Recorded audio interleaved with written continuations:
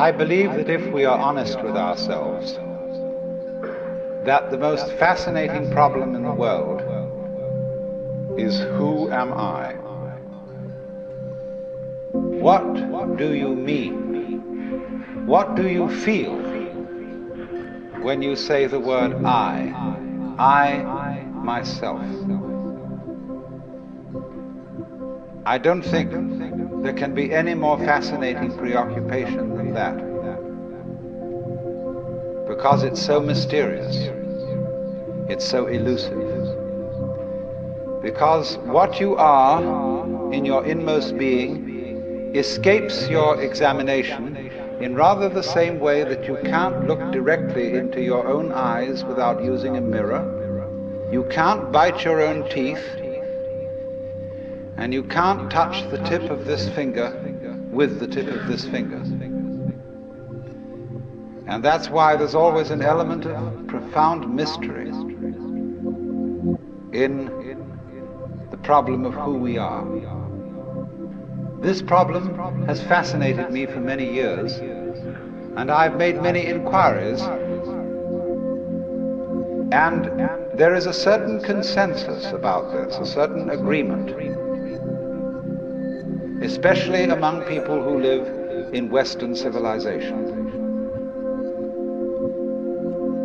Most of us feel I, ego, myself, my source of consciousness, to be a center of awareness and a source of action that resides in the middle of a bag of skin. And so we have what I have called the conception of ourselves as a skin-encapsulated ego. Now, it's very funny how we use the word I. We don't say, I beat my heart, in the same way as we say, I walk, I think, I talk. We feel that our heart beats itself, and that has nothing very much to do with I. In other words, we don't regard I, myself, as identical with our whole physical organism. We regard it as something inside it. And most Western people locate their ego inside their heads.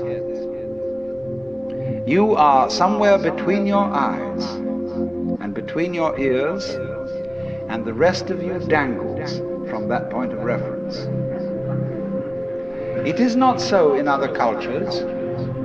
When a Chinese or Japanese person wants to locate the center of himself, he points here to what Japanese call the kokoro, or the Chinese call shin, the heart, mind. Some people also locate themselves in the solar plexus. But by and large, we locate ourselves behind the eyes and somewhere between the ears. We speak of coming into this world, and this whole sensation that we are brought up to have of being an island of consciousness locked up in a bag of skin, facing outside us a world that is profoundly alien to us, in the sense that what is outside me is not me. This sets up a fundamental sensation of hostility and estrangement between ourselves and the so-called external world. And therefore, we go on to talk about the conquest of nature, the conquest of space,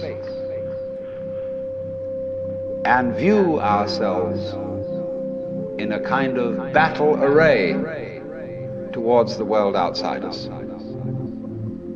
Now, actually, it is absolutely absurd to say that we came into this world. We didn't. We came out of it. What do you think you are? Supposing this world is a tree.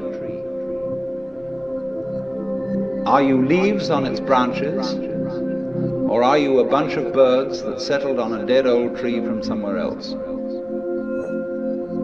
Surely, everything that we know about living organisms from the standpoint of the sciences shows us that we grow out of this world. That we, each one of us, are what you might call symptoms of the state of the universe as a whole. But you see, that is not part of our common sense. Western man has for many centuries been under the influence of two great myths.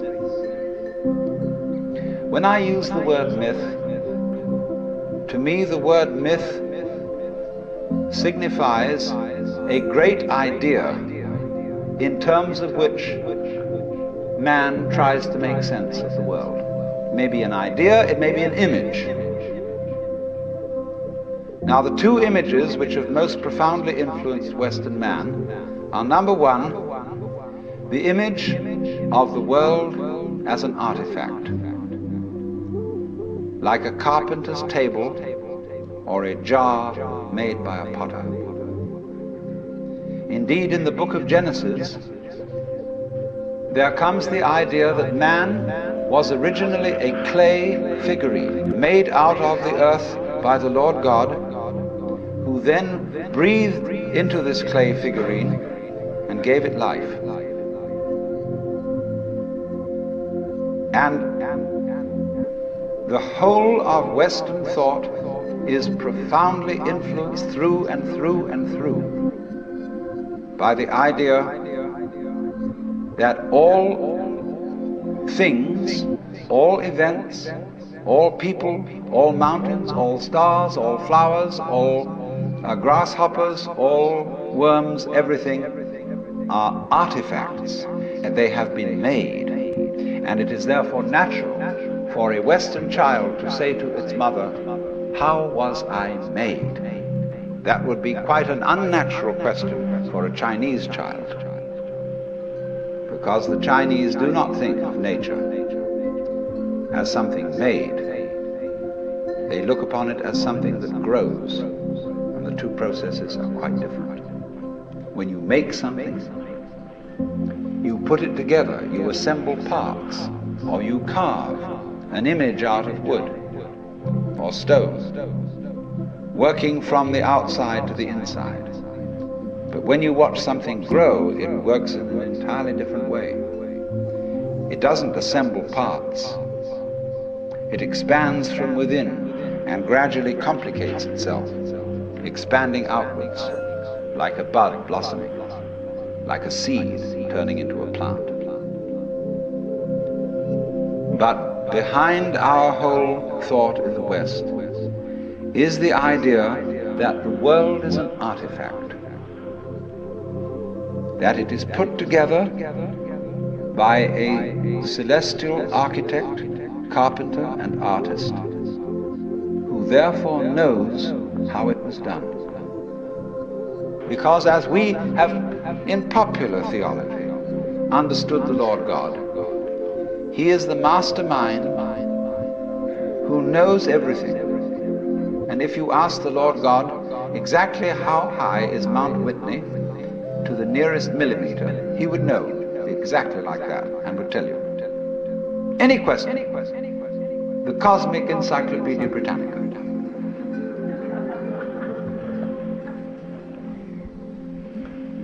Unfortunately, this particular image or myth became too much for Western man, because it was oppressive to feel that you are known through and through and watched all the time by an infinitely just judge. Everywhere is this eye watching, and judging you, so that you always feel you're never really by yourself. But the old gentleman is observing you and writing notes in his black book. And this became too much for the West. It became oppressive. They had to get rid of it. And so instead, we got another myth, the myth of the purely mechanical universe. This was invented at the end of the 18th century. It became increasingly fashionable throughout the course of the 19th century and well into the 20th century, so that it is today's common sense. Very few people today really believe in God in the old sense. They say they do, but they really hope there is a God. They don't really have faith in God. They fervently wish that there was one and feel that they ought to believe that there is.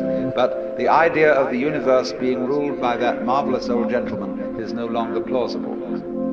It isn't that anybody's disproved it, but it just somehow doesn't go with the vast infinitude of galaxies and the immense light-year distances between them and so on. So instead, it has become fashionable, and it is nothing more than a fashion, to believe that the universe is dumb, stupid, that intelligence, values, love, and fine feelings reside only within the bag of the human epidermis, and that outside that, the thing is simply a kind of a chaotic, stupid interaction of blind forces. Courtesy of Dr. Freud, for example, biological life is based on something called libido, which was a very, very loaded word. Blind, ruthless, uncomprehending lust. That's the foundation of the human unconscious. And similarly, to thinkers of the 19th century, like Ernst Haeckel, even Darwin, T.H. Huxley, and so on, there was this notion that at the root of being is an energy. And this energy is blind. This energy is just energy, and it's utterly and totally stupid. And our intelligence is an unfortunate accident.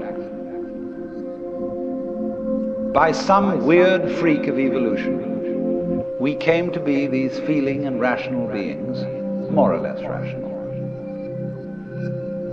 And this is a ghastly mistake, because here we are in a universe that has nothing in common with us, doesn't share our feelings, has no real interest in us. We're just a sort of cosmic fluke. And therefore, the only hope for mankind is to beat this irrational universe into submission and conquer it, master it. Now, all this is perfectly idiotic. If you would think that the idea of the universe as being the creation of a benevolent old gentleman, although he's not so benevolent, he takes a sort of, this hurts me more than it's going to hurt you sort of attitude to things. You can have that on the one hand, and if that becomes uncomfortable, you can exchange it for its opposite, the idea that the ultimate reality doesn't have any intelligence at all. At least that gets rid of the old bogey in the sky, in exchange for a picture of the world that is completely stupid.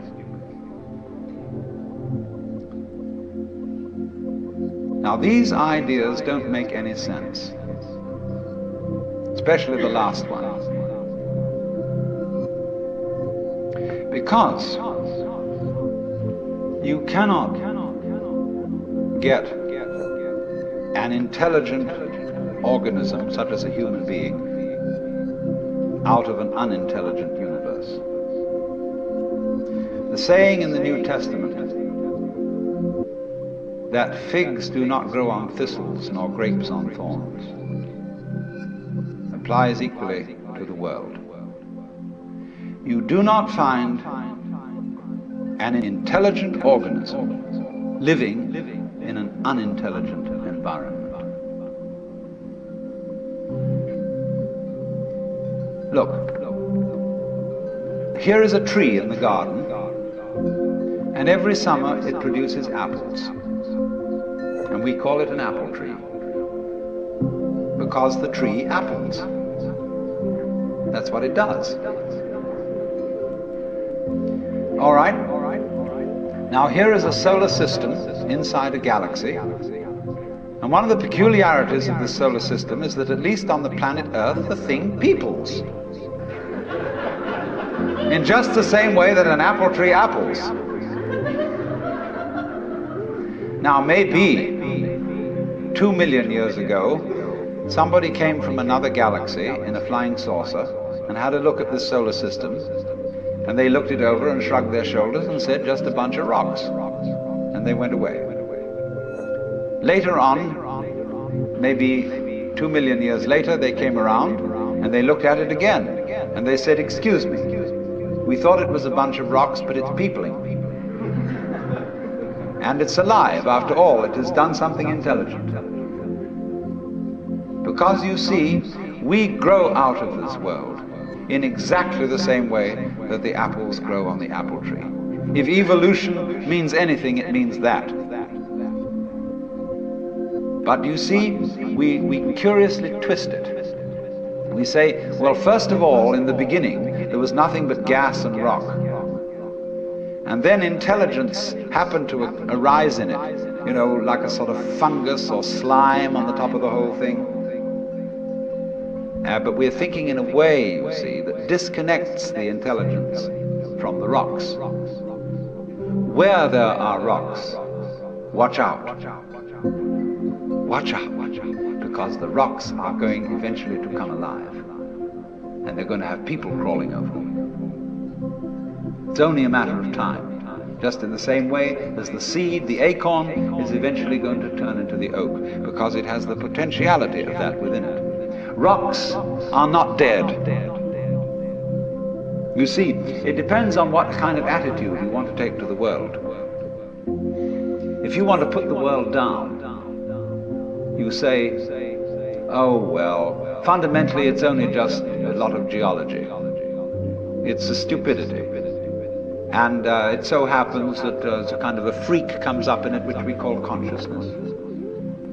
And that's an attitude that you take when you want to prove to people that you're a tough guy, that you're realistic, that you face facts, and that you don't indulge in wishful thinking. It's just a matter of role-playing. And you must be aware of these things. They are fashions in the intellectual world. On the other hand, if you feel warm-hearted towards the universe, you put it up instead of putting it down, and you say about rocks, they're really conscious, but a very primitive form of consciousness.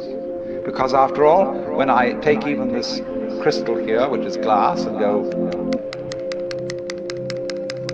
well, it makes a noise.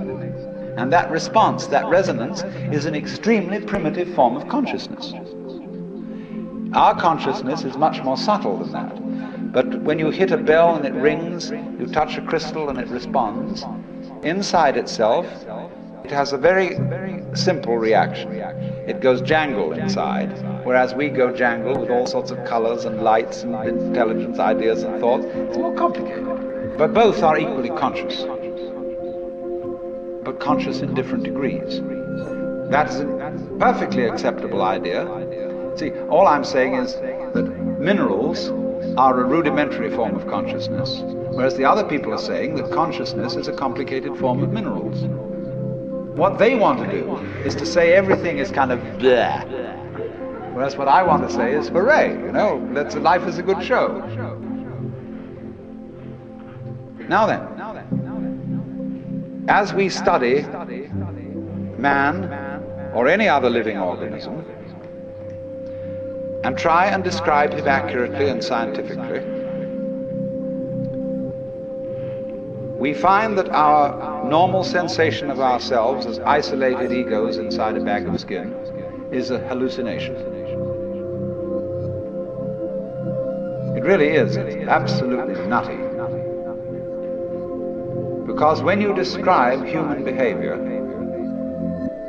or the behavior of a mouse or a rat or a chicken or anything you want to describe, you find that as you try to describe its behavior accurately, you must also describe the behavior of its environment. Supposing I walk and you want to describe the action of walking, you can't talk about my walking without also describing the floor.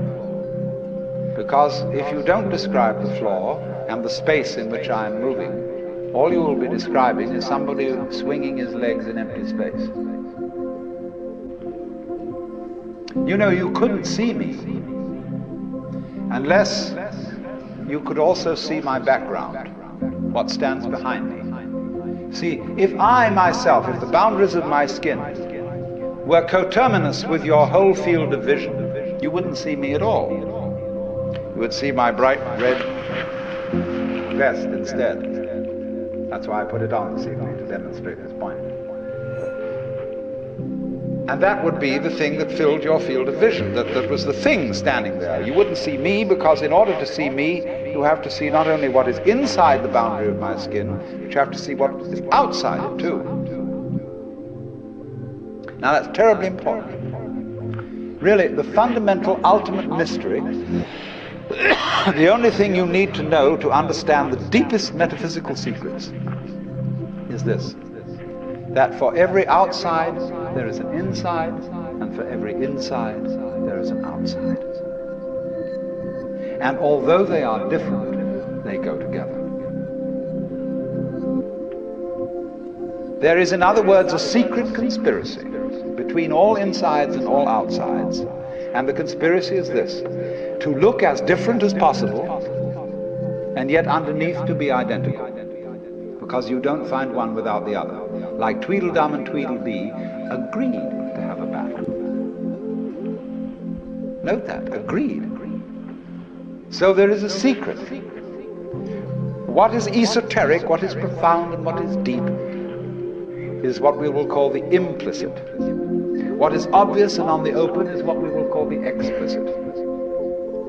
And I and my environment, you and your environment, are explicitly as different could be. But implicitly, you go together. And this is discovered by the scientist when he tries, as the whole art of science is to describe what happens exactly. And when he describes exactly what you do, he finds out that your behavior is not something that can be separated from the behavior of the world around you. He realizes then that you are something that the whole world is doing. Just as when the sea has waves on it, all right, the sea, the ocean is waving. And so each one of us is a waving of the whole cosmos, the entire works, all there is. And with each one of us, it's waving and saying, "Yoo-hoo, here I am." Only it does it differently each time, because variety is the spice of life. But you see, the funny thing is, we haven't been brought up to feel that way. Instead of feeling that we, each one of us, are something that the whole realm of being is doing, we feel that we are something that has come into the whole realm of being as a stranger. When we were born, we don't really know where we came from, because we don't remember. And we think when we die, that's just going to be that.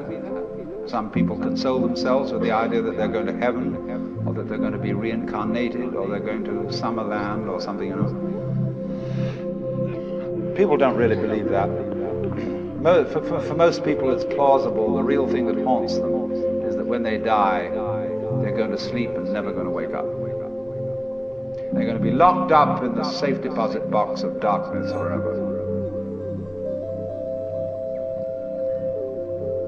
But that all depends, you see, upon a false notion of what is oneself. Now, the reason why we have this false notion of ourselves is, as far as I can understand it, that we have specialized in one particular kind of consciousness. Being very general, rough, We have two kinds of consciousness. One I will call the spotlight, and the other the floodlight. The spotlight is what we call conscious attention. And that is trained into us from childhood as the most valuable form of consciousness. When the teacher in class says, "Pay attention," everybody stares and looks fast at the teacher like that. That's spotlight consciousness. Fixing your mind on one thing at a time. Concentrate. And even though you may not be able to have a very long attention span, nevertheless you concentrate. You use your spotlight, one thing after another, one thing after another, flip, flip, flip, flip, flip, flip, flip, flip, like that.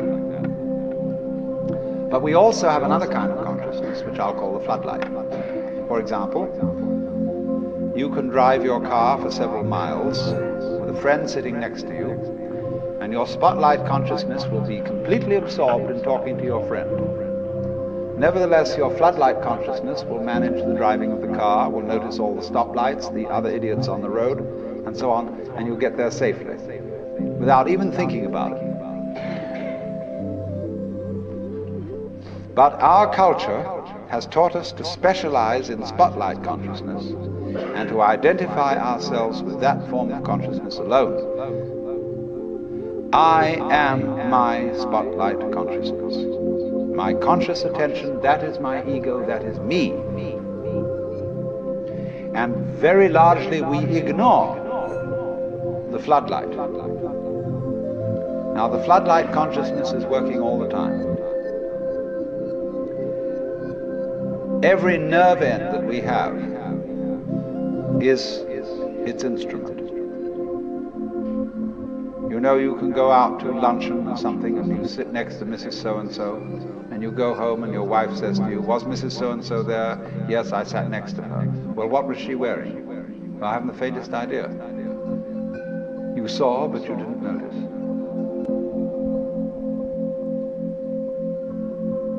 Now, because we have been brought up to identify ourselves with the spotlight consciousness, and the floodlight consciousness is undervalued,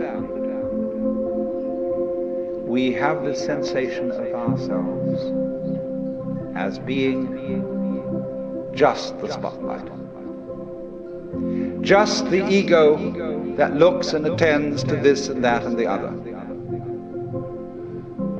And so we ignore and are unaware of the vast, vast extent of our being. People who by various methods become fully aware of their floodlight consciousness have what is called a mystical experience, or a cosmic consciousness, or what the Buddhists call bodhi, awakening. The Hindus call moksha, liberation, because they discover that the real, deep, deep self, that which you really are, fundamentally and forever, is the whole of being. All that there is, the works, that's you. Only that universal self that is you has the capacity to focus itself at ever so many different here and nows. So when you use the word I, this, as William James said, is really a word of position, like this or here. Just as a sun or star has many rays, so the whole cosmos expresses itself in you, and you, and you, and you, and you, with all the different variations. It plays games. It plays the John Doe game, the Mary Smith game. It plays the beetle game, the butterfly game, the bird game, the pigeon game, the fish game, the star game. Just like these are games that differ from each other, just like backgammon, whist, bridge, poker, pinochle, or like waltz, mazurka, minuet, and so on. It dances with infinite variety. But every single dance that it does, that is to say, you is what the whole thing is doing. But you see, we forget it. We don't know. We've been brought up in a special way so that we are unaware of the connection, unaware that each one of us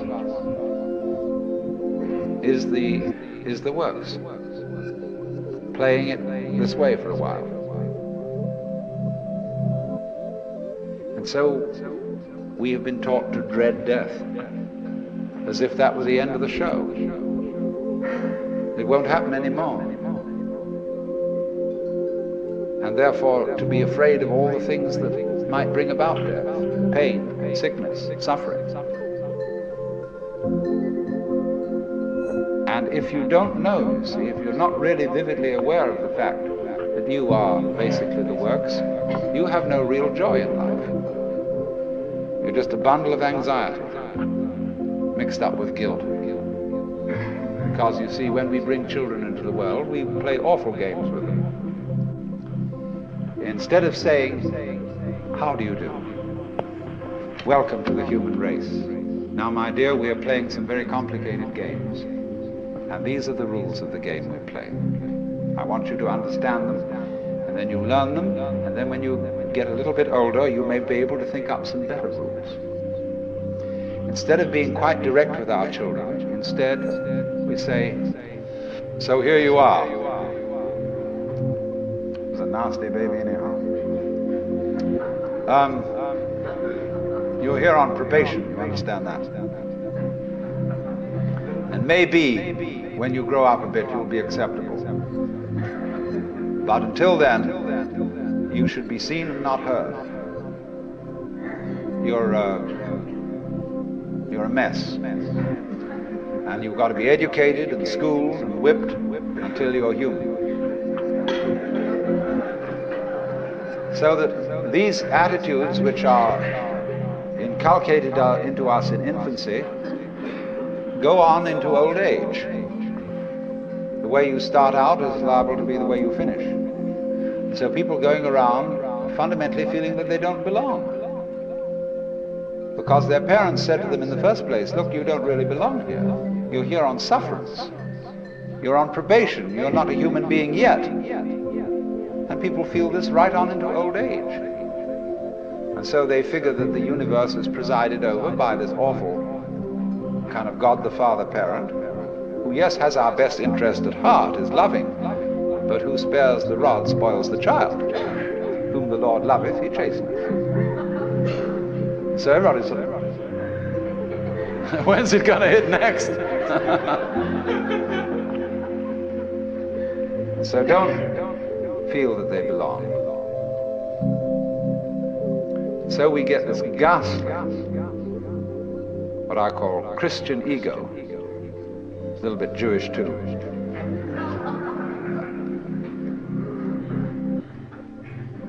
Who really feels that he's homeless, he's an orphan. Even the Christians say we are sons of God by adoption and grace. Not real sons, but by adoption and grace and sufferance. And so comes the sensation, so characteristic of Western man and indeed of all highly civilized people, of being a stranger in the earth, a momentary flash of consciousness between two eternal blacknesses.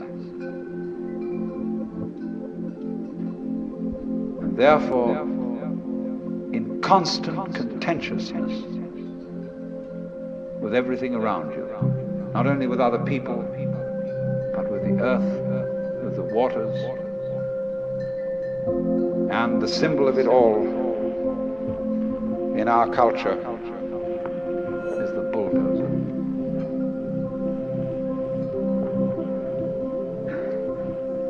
Where I live, aboard a ferry boat, there is opposite us, across the water, or was opposite to us, some lovely hills.